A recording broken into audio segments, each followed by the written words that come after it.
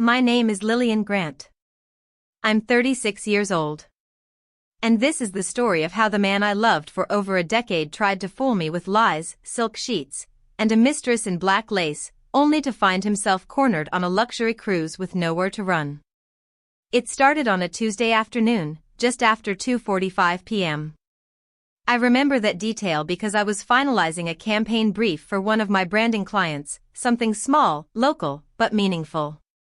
That's when a soft ping from my phone lit up my screen with a notification I hadn't seen in over a year. It came from our shared cloud storage, the one Daniel and I used during the early years of our marriage before he streamlined everything to accounts I no longer had access to. I almost ignored it. But the subject line stopped me cold: Ocean Spirit Cruise, Platinum Suite Confirmation. At first, I assumed it was a glitch. Maybe something from an old trip. Until I saw the date, March 14th. Next week. A 7-day Caribbean cruise departing from Miami. Guest 1, Daniel Grant. Guest 2, Amanda Carter. Amanda. The name hit harder than the warm blush of betrayal. Amanda Carter was the new hire from Daniel's firm, the same woman who had sipped wine in our kitchen at last year's Christmas party, wearing a crimson dress and a self-satisfied smile that now made sense. I had offered her a drink.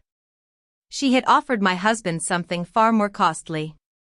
I didn't cry. I didn't scream. Something in me simply froze. A deep, hollow stillness took over as I scrolled through the booking details: cabin 11209, ocean-facing, massage appointments, private couples dinner. All scheduled for the exact same time Daniel had told me he'd be speaking at a tech conference in Seattle.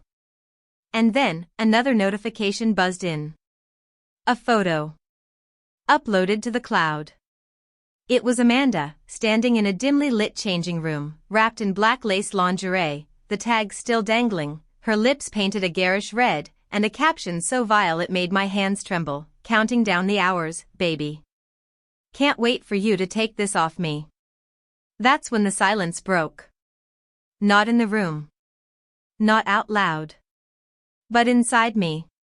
A crack that had formed long ago, through forgotten birthdays, cold silences, and half-hearted apologies, finally split wide open. And through that gap, clarity came rushing in. Amanda Carter had a fiancé. His name was Ethan Moore, a tech entrepreneur based out of Austin. I remembered him vaguely from a digital summit last year, clean-cut, confident, the kind of man who didn't ask for a seat at the table because he already owned the table. At that same Christmas party, Amanda had shown off her engagement ring to the wives while Daniel topped off her glass. I had brushed it all off. I was the loyal wife, after all. The one who didn't snoop. The one who believed in boundaries and trust. That ends now. I opened my laptop, pulled up Amanda's public social media profile, and there he was, Ethan Moore. There were dozens of couple photos, hashtags like #soulmate and #blessedbride, and a very recent caption: solo cruise to recharge before the wedding chaos begins. Ocean Spirit, here I come. A solo cruise. Right. I didn't waste time. I found Ethan's work email and typed something so concise it felt surgical. No venom. Just precision. Mr. Moore. I believe we need to discuss something urgent regarding your fiancé, Amanda Carter, and my husband, Daniel Grant. Attached is a cruise confirmation and photo I believe you've never seen. If available, I propose we meet tomorrow morning at 9 a.m. at the Oak House Cafe, Queen Street, Charleston. L. Grant. I attached the image, Amanda in lingerie, and hit send. 5 minutes later, I received a reply that said only, "I'll be there at 9. Ethan." The next morning, I arrived early. Ethan was already seated, a sleek espresso steaming in front of him. He didn't look shocked. He looked betrayed, with a sharpness in his eyes that told me he was already planning the fallout. I slid the packet of evidence across the table. He flipped through it in silence: emails, photos, timestamps. Then he looked up. "What do you want me to do?" I took a deep breath. I already booked a cabin on the same cruise. Right next to theirs. But 2 witnesses are better than 1. He leaned back, a hint of something new curling at the corners of his lips. Not relief. Not rage. But readiness. We're getting on that ship, he said. And they're going to find out exactly what it feels like to be trapped in a lie. That was the moment it all shifted. We didn't plot revenge in the classic sense. There were no plans to scream or cause a scene. We were smarter than that. Ethan was analytical, calm, with the mind of a strategist. I brought the emotion, the precision of details no one could argue with. Together, we weren't victims. We were a team. A quiet storm brewing just beneath the surface. We booked cabins on either side of theirs. 11208 and 11210. We designed a cover story, 2 old college friends reconnecting for a spontaneous trip. We rehearsed reactions, expressions, one-liners. We didn't want to catch them red-handed, we wanted them to unravel slowly, painfully, under the pressure of our very presence.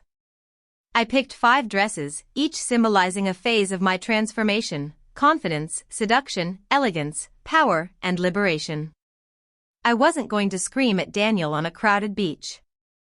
I was going to smile, just enough to make him sweat. Ethan handled the logistics. I curated our appearances. We planted digital breadcrumbs, arranged coincidental encounters. We rehearsed our roles like actors in a play only 2 people knew was about to open. And when the ocean spirit departed from Miami under a cloudless sky, we boarded like nothing was wrong. But everything was about to be turned upside down. The sun was just beginning to crest over the Miami horizon when I stepped onto the Ocean Spirit cruise ship, the sea breeze cool and deceptively tranquil. I wore a white linen dress and dark sunglasses, wheeling a modest suitcase behind me. My boarding pass read cabin 11210. 1 room down from my husband's. Ethan had boarded 15 minutes before me, just as we'd planned. Our goal wasn't to ambush Daniel and Amanda. Not yet. First, we had to let them relax. Let them think the world still revolved around their perfect little affair. Let them feel safe. From the moment I stepped foot onto the ship, I felt something in me shift, subtle, but undeniable. I wasn't the Lillian who had been neglected for years, overlooked, diminished. I was something else now. I was the storm quietly building on the horizon. I settled into my cabin, unpacked slowly, intentionally. Every item in my suitcase had a purpose. A specific day. A specific target. A cobalt blue swimsuit for the beach. A deep red velvet dress for dinner. And the black satin gown that would close the curtain on this entire show. I laid each piece out like a soldier sharpening blades before battle. Later that afternoon, I met Ethan near the upper deck pool. We didn't speak about the mission, only small talk. Casual. Measured. The kind of easy laughter shared between 2 old friends who had nothing to hide and nothing to lose. I watched him tilt his sunglasses and scan the lounge chairs without looking suspicious. "They're here," he said softly, handing me a chilled lemon water. "Deck chairs 24 and 25, near the center." She's in a floral sarong. He's got that smug smirk like he just conned the world. I took a long sip and adjusted my sunglasses. Perfect. By noon the next day, we were on Harbor Key, a private island owned by the cruise company, ringed with palm trees and turquoise water so clear it looked like glass. This was it. The first moment of contact. Not confrontation.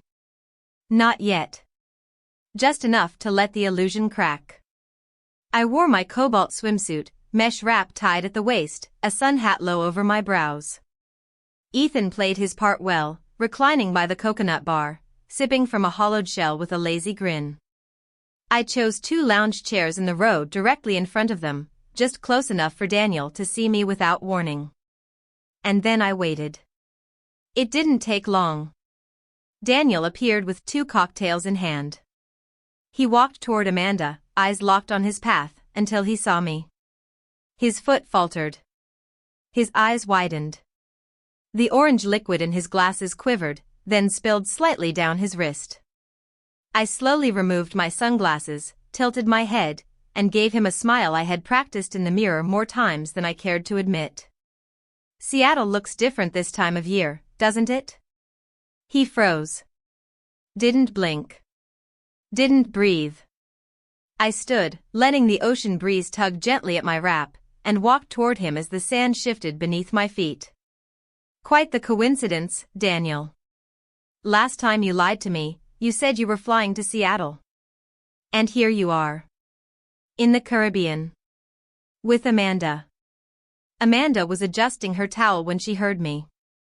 Her head whipped around. She recognized my voice before she even saw me.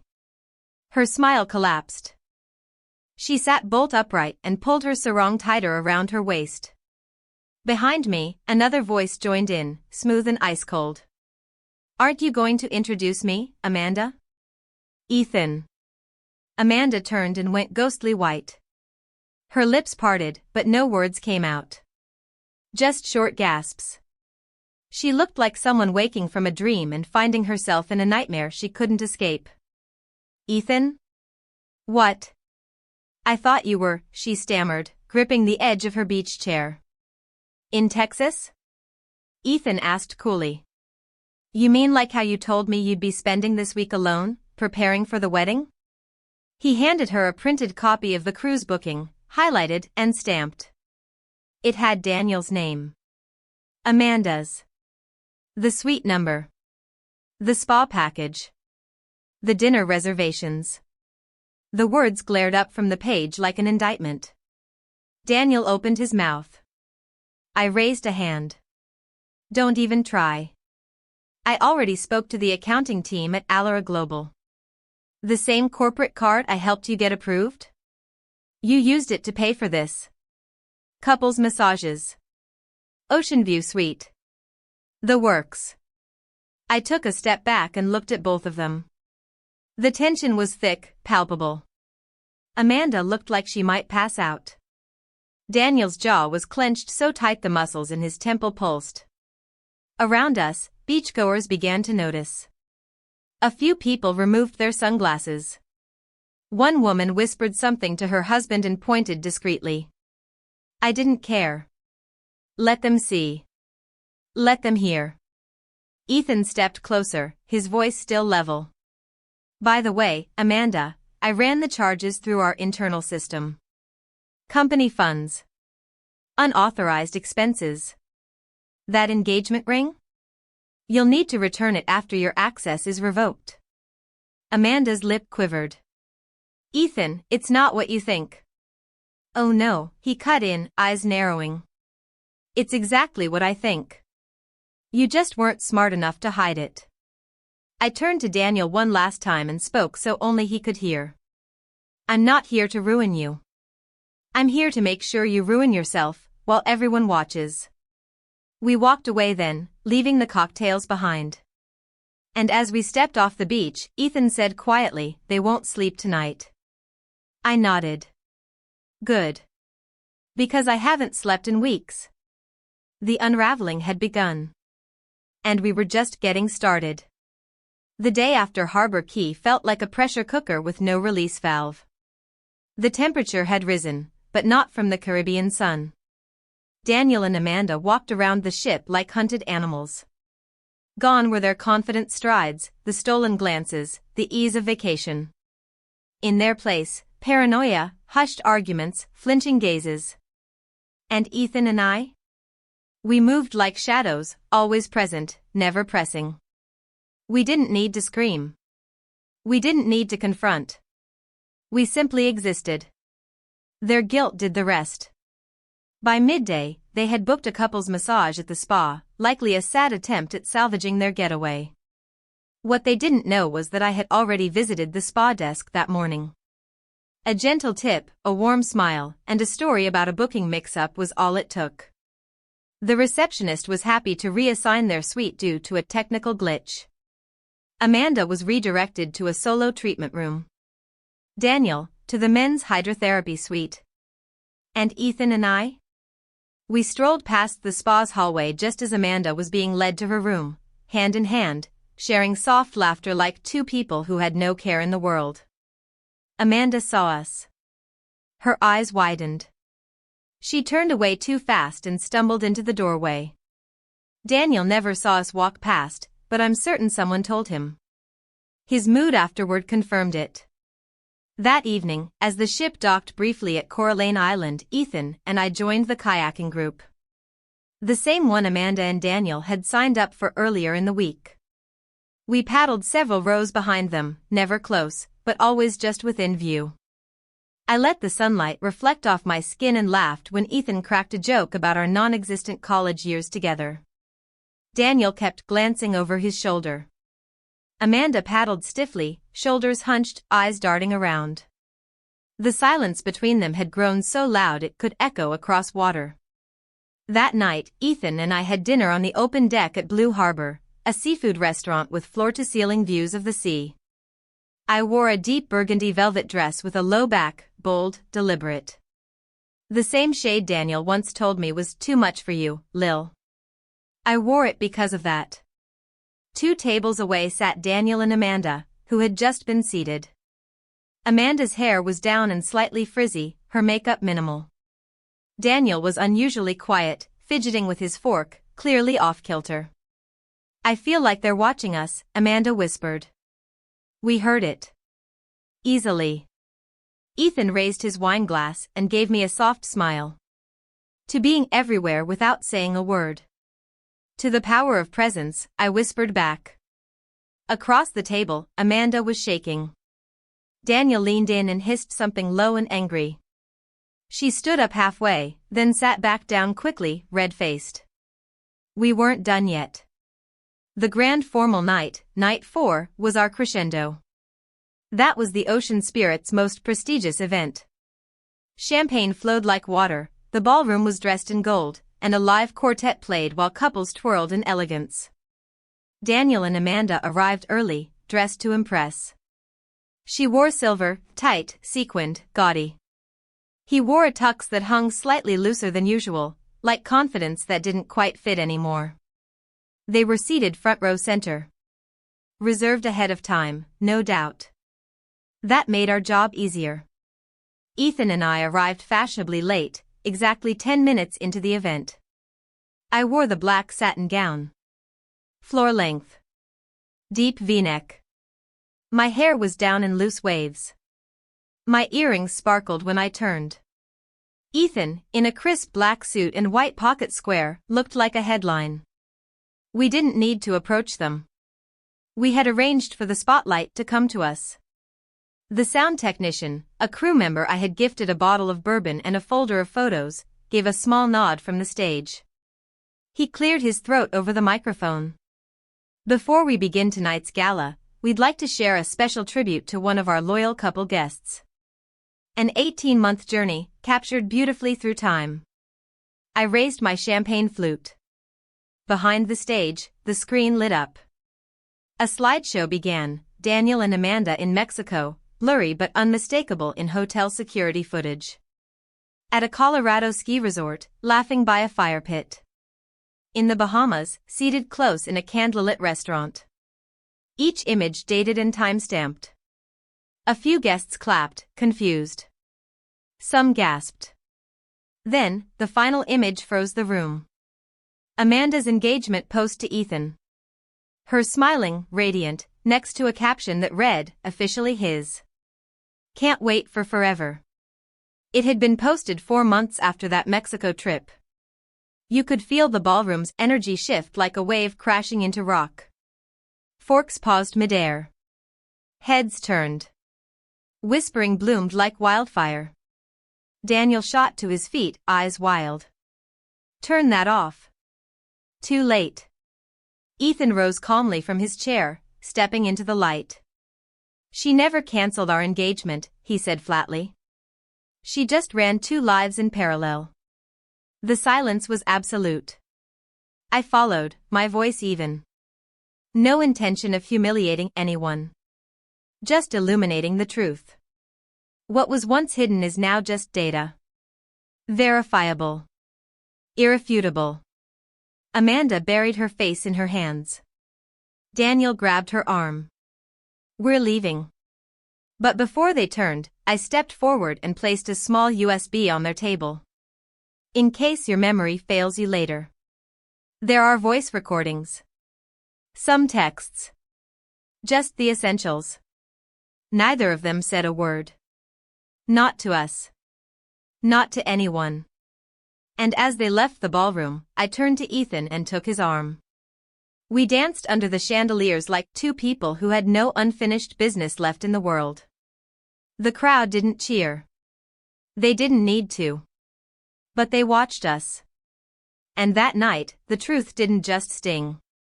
It roared. By the time morning broke over the Caribbean, there were ripples across the entire ship. Not from the waves, but from what happened the night before. Whispers followed Daniel and Amanda like shadows, and everywhere they went, people glanced up from their drinks or paused mid-conversation. Some pitied them. Most didn't. And Ethan and I? We walked through the halls unbothered, as if the ballroom ambush had been nothing but a casual toast. But we weren't done. At noon, Ethan invited me to his cabin for what he called final coordination. When I arrived, he had a sleek navy blue leather album on the table, still shrink-wrapped in cruise branding, A Journey to Remember Ocean Spirit 2024. Inside were glossy, full-color photographs, each page laid out like a perfectly curated timeline of implosion. None were vulgar or invasive, but every shot captured the unraveling, Amanda looking over her shoulder near the pool, her smile disappearing at the sight of us. Daniel gripping his wine glass with white knuckles at dinner. The distance between them growing with each day, visible to anyone who knew what to look for. Ethan handed the album to me.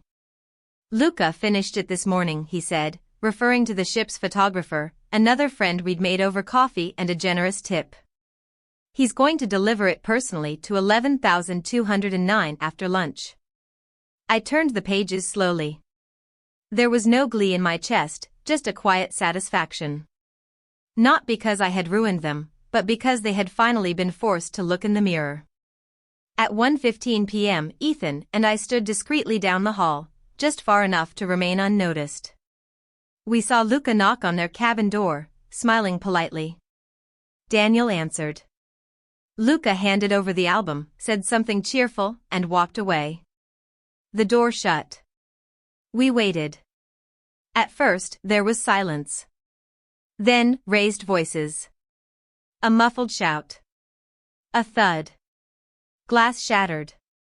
Amanda's scream ripped through the corridor. You promised me. Ethan didn't flinch. He looked over at me. They'll blame each other now. I nodded. Let them. We didn't invent their lies. We just gave them a mirror. By 3 p.m., the ship-wide intercom chimed. A crisp voice echoed throughout the decks.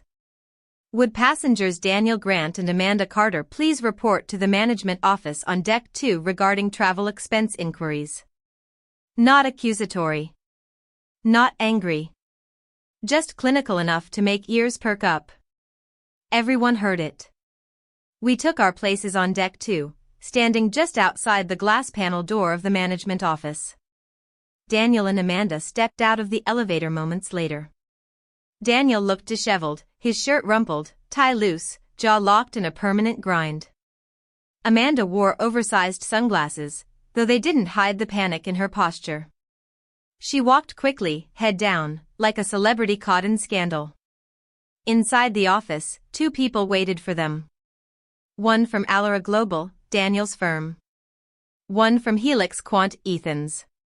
You see, we hadn't just exposed an affair. We had traced every corporate credit card charge, cross-referenced Daniel's false conference claims, and forwarded Amanda's use of Helix Quant's travel account to a finance assistant Ethan trusted.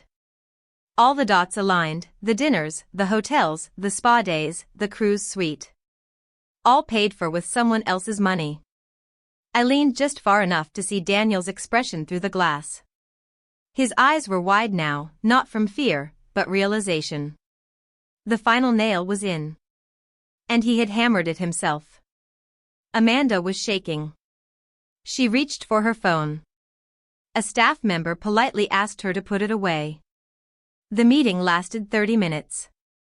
When they exited, their faces told the story. Amanda pulled off her sunglasses, revealing smeared mascara and a hollow stare. Daniel didn't speak. He didn't even glance our way until we moved directly into their path. I met his eyes. There was no anger left in him. No pride. Only collapse. And that was enough. The next morning, we docked in Miami. I stood near the gangway in a crisp white dress, holding a small beige envelope.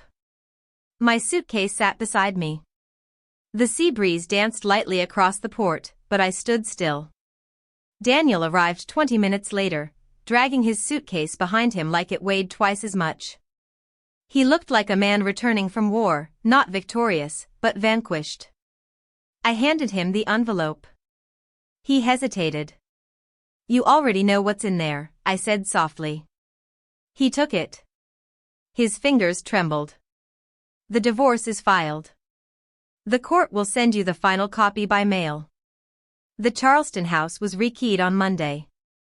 Your things are at Harborview Hotel, room 604. He looked at me as if he wanted to say something, anything. But no words came. Just silence. I walked away without looking back. At the port's exit, Ethan waited for me. He held 2 coffees and a canvas tote bag with the Ocean Spirit logo stitched in gold thread. He handed me 1 cup and smiled gently. "Well," he said, "that's the end of a chapter." I took the coffee and slipped on my sunglasses. "No," I replied, exhaling. "That was the end of a lie. The chapter starts now."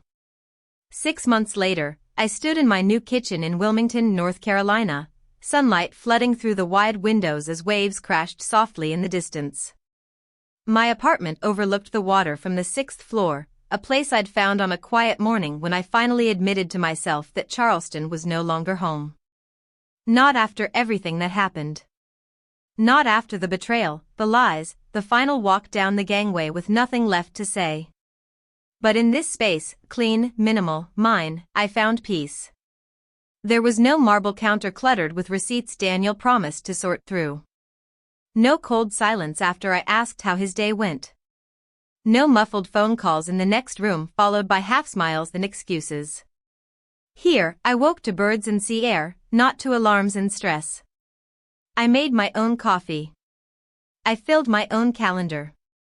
I even chose a ridiculous shade of blue for the kitchen backsplash that Daniel would have hated.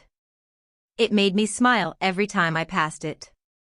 I didn't just start over. I rebuilt. From the ground up. My brand consultancy, once the passion project Daniel laughed off as a side hustle, now had 3 steady clients.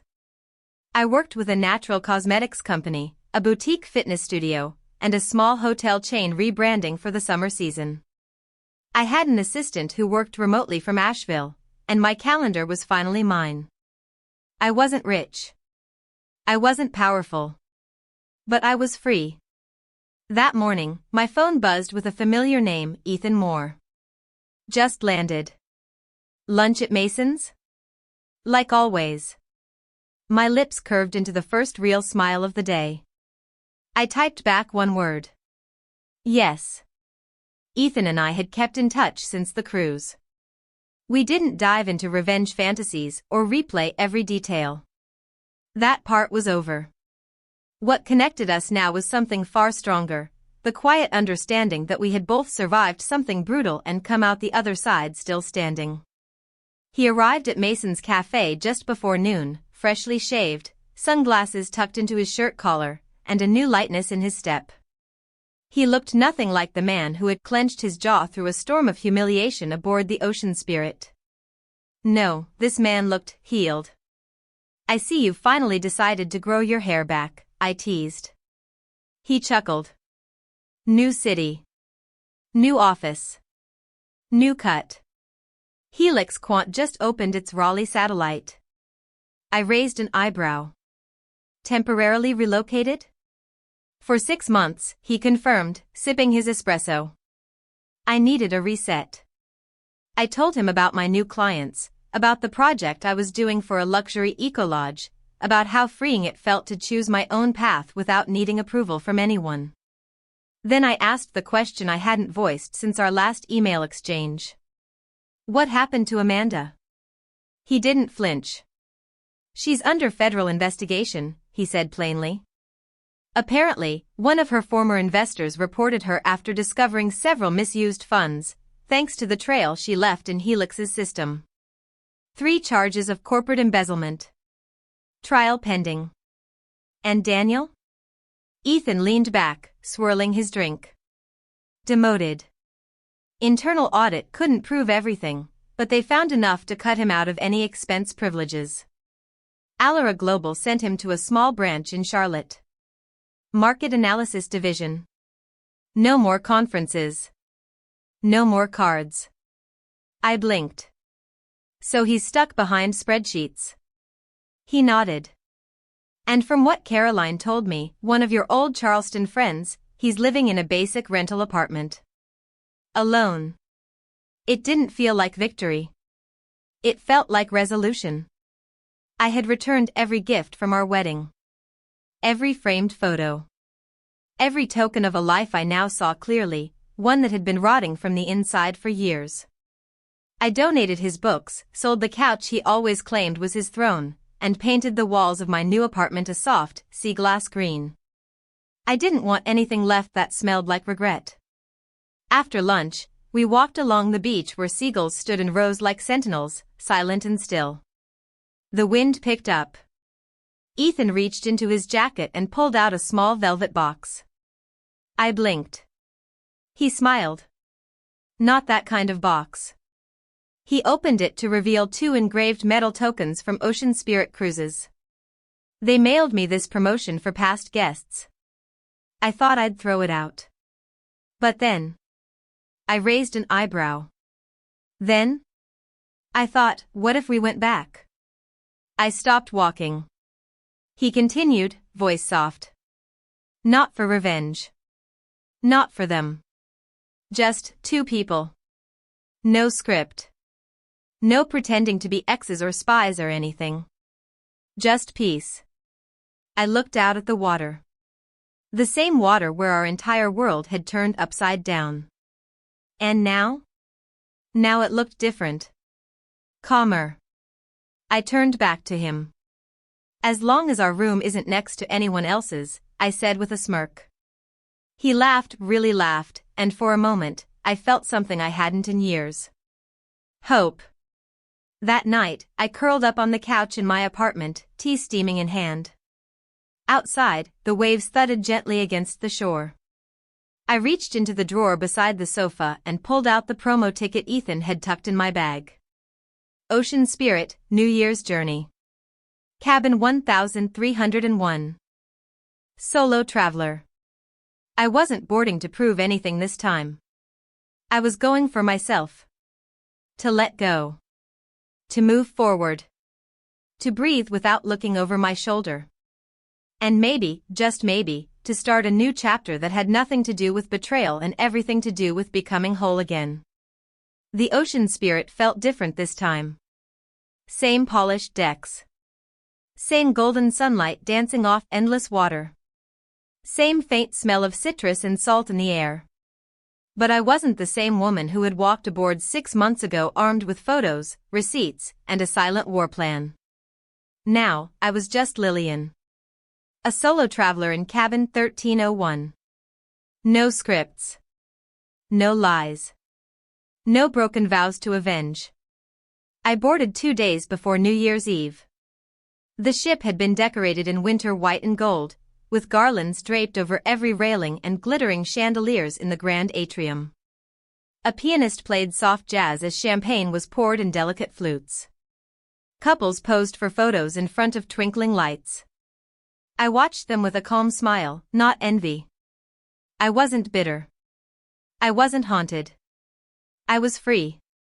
That evening, I sat at the edge of the ship's rooftop lounge, staring into the dark water below. My journal lay open in front of me, a pen resting in the fold. For the first time in years, I had nothing urgent to say, no pain to process. Just quiet. Then I heard footsteps behind me. A shadow fell across the page. Funny, a familiar voice said, I picked this exact same spot to clear my head. I turned, and there he was. Ethan Moore. Wearing a gray wool coat, hands tucked into his pockets, smile subdued but real. You got cabin 13012 too? I asked. Nope. 1302, right next to yours again, he said with a grin. I laughed. Deja vu. He sat beside me, and for a few minutes, we didn't speak. We just stared out into the endless ocean, two people who'd been to hell and back on this very ship and somehow returned to it by choice. How've you been? I finally asked. He looked down for a moment, then back at me. Good. Really good. I took a long break. Got therapy. Reconnected with my dad after years. Didn't think I needed that, but turns out, we all do sometimes. I nodded. I started therapy too. And surfing lessons. He smiled. You? Surfing? I wipe out every time, but I scream less now, I said, laughing. It's progress. We talked until the stars came out. Not about Amanda. Not about Daniel. Just life. Healing. What came after the storm? The next day, we explored a quiet island together, no schemes, no rehearsals. Just sunscreen and sandals and long walks through palm groves. We drank from fresh coconuts and watched pelicans dive into the sea. Later that evening, as the ship prepared for the New Year's gala, I sat in my cabin and stared at the dress I'd brought, a sleek, soft blue gown with a low back and no armor in its design. No statement. Just beauty for its own sake. I wore it for myself. At the gala, Ethan met me by the piano, dressed in a navy suit and silver tie. The same color as the ocean under moonlight. His eyes sparkled, not from mischief, not from strategy, but from peace. You look incredible, he said. Thanks. I wore it to dance. And we did. No spotlights. No gasps. No USB drives hidden in clutch purses. Just music, rhythm, and a new kind of closeness that didn't need a name yet. At midnight, the captain began the countdown. 10. 9. 8. I looked around at all the people, clinking glasses, whispering wishes, kissing loved ones. 7. 6. 5. And I felt something swell in my chest. Not longing. Gratitude. For the chaos. For the clarity. For the courage I found when I thought I had none left. 4. 3. 2. 1. The room exploded in cheers, champagne, and glittering streamers. Couples kissed. Strangers hugged. Fireworks lit up the sea through the glass. Ethan leaned in and whispered in my ear. This year, no secrets. No games. Just truth. I nodded. This year, I live out loud. And I meant it. Because I hadn't just survived betrayal. I had rewritten the ending. The morning after New Year's was unusually still. The ship seemed to exhale, quieter than the night before. No music. No rush. Just the gentle lull of waves tapping against the hull, as if even the ocean had paused to reflect. I woke to sunlight on my pillow and the soft warmth of knowing I was exactly where I was meant to be, not beside someone who lied, not in a house filled with ghosts, but here. On my own terms. I wrapped myself in a cotton robe and stepped onto the balcony. The sky was painted in hues of peach and gold. Below, the sea stretched endlessly, calm and blue and forgiving. Inside, my phone buzzed. A message from Ethan. Breakfast? No planning. No drama. Just eggs. I smiled and typed back, make it pancakes and I'm there. We met at the cafe deck. He was already seated with 2 steaming mugs of coffee, a small stack of pancakes between us, and the same peaceful look I'd come to recognize, soft, unguarded, honest. We didn't talk much at first. We didn't need to. After everything, after lies, surveillance, public exposure, and silent revenge, we had earned the right to just exist. 2 people who had seen the worst in others and still chose not to become like them. I've been thinking, he said, cutting into his pancake, how strange it is that it took betrayal to finally start being honest. Honest with who? I asked. He looked at me. With myself. I knew what he meant. I'd been there too. For 12 years, I thought I had built something solid, a marriage, a partnership. But now I saw it clearly. I had built a stage set, not a home.